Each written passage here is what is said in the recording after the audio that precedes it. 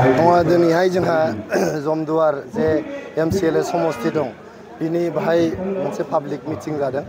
जोंनि NDA नि candidate श्रीजुत Jayanta बसुमतारीखौ देरहाहोनो थाखाय बिथाङा जे 3 लाखनिबो बांसिन भटआव देरहागोन बेनिनो दिनै मोनसे बाहाय फोरमान आरो रायजो राजाफ्रा दिनै लोब लोब फैनानै जोंनि बे NDA नि जे मिटिं बे मिटिङाव बाहागो लाफैदों। बेनो फोरमान जे दिनै जयन्त बसुमतारीया देरहाखाबाय जिहेतु जोंहा बेवहाय UPPL, BJP, AGP आरो GSP मोनब्रै हान्जानि सासेल' केन्डिडेट जयन्त बसुमतारी बेजों फेर मारिनो हानाय बेयाव रावबो गैया आरो हिरा सरायनानि टिकेट माबाया सार्टिफिकेटआथ' दानजाबाय बिथाङाथ' गेलेनो हाला आरो बावहाय गुबुन केन्डिडेट गैला बावहाय UPPL नि केन्डिडेट आरो जोंनि NDA नि केन्डिडेट जयन्त बसुमतारीयानो देरहाखासिगोन। जोंहा गोबां बेबायदिनो हाबफैगासिनो दङ MCLAफ्राबो हाबफैगासिनो दङ। जोंना BPF हान्जाया नैबे इलेक्सन जोबबानो थानाय नंला बिथांमोना लरग' थरग' जाजोबसिगोन। लास्टआव बिगुमैजों बिबनांजोंल' थासिगोन गासिबो जोंनावनो फैजोबसिगोन चन्दन ब्रह्मआनो जा गुबुनानो जा बयबो जोंनाव हाबफैजोबसिगोन। जायनो UPPL नि निति आदर्शखौ मानियो बिथांमोना सनमान होयो बिथांमोनानो जोंनि UPPL हान्जायाव हाबफैजोबसिगोन।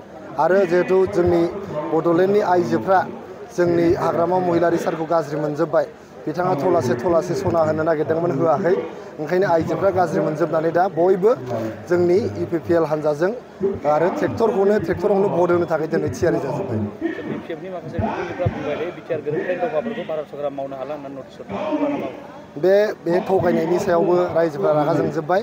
जेरै सनितपुर बिश्वनाथनि गामिफ्रा जोंना गहपुरसिम जोंनि BTRआ बारायलांबाय। दिनै आं बे जमदुवार समस्तियाव दंफैयो। जमदुवार कलेजआ दाखालिसो प्रभिन्सियेलाइज जादों BTR एकर्ड मथे जोंनि बर' रावा दिनै आसामनि अफिसियेल एस'सियेट लेंगुवेज जाबाय आरो लोगोसे जोंनि बर' मिडियामनि सेपारेट डाइरेक्टरेट जाबाय। जोंनि बर' मिडियामा दिनै 10 थाखोनिफ्राय 12 थाखोसिम बारायबाय BTR एकर्ड मथेनो। दा BTR एकर्डनि दफा मथेनो फारि फारि जोंहा जोंनि बर' माहारिनि बड'लेण्ड ओनसोलनि मोजां हाबाफारिफ्रा जागासिनो दं। दा बेखौ नंखाय होनायनि रायजो राजाफ्रा रागा जोंजोब्बाय बोराबजोबबाय ओंखायनो BPFनो नांगोलनो रावबो भट होनाय नंला। दिनैहाय बे जमदुवार MCLA समस्तियाव जोंना BJP, UPPL, AGP नि जौथ' भाबै बेहाय नैबे मास गेटारिंखौ खालामनाय जादों।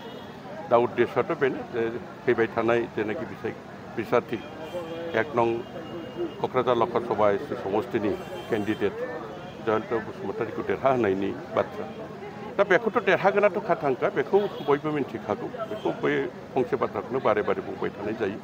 दा जोंनि जेनाखि प्रस्तुति जे जिहेतु देरहानायजोंल'नि उद्देश्यजों जों माने बे केम्पिंफोरखौ खालामाखै जे जों देरहाबाय नालाय एसे गोगोम रोखोमनि एसे गिदिर जेरेखम जोंनि सोरबा बुंदों 2 लाख सोरबा बुंदों 3 लाख जों दा बेफोरखौ लानानै नुयो जे जों न्यूनतम माने 2 लाखनि गोजौआव हयथ' 3 लाखसिमबो सहैनो हागौ बे रोखोमनि पर्यायाव जों देरहागोन जों बेखौ माने दासिखै बेखौ बुंनो हायो आरो खारन जोंनि कार्यकर्ता बा रायजोनि जेनाखि सहारि दिनै रायजोफ्रा स्वेच्छायैनो बुंदों जे बेक्तिगत जेनाखि बेनिफिट अनसुंथाइ मोननाय अरुणोदय मोननाय सेल्फ हेल्प ग्रुपनि रां मोननाय रायजो राजाफ्रा गावसोरनो स्वीकार खालामदों आरो गोसो खुसियै जों सोंनायाव मिनि खुसि आखाइ थिखांदों।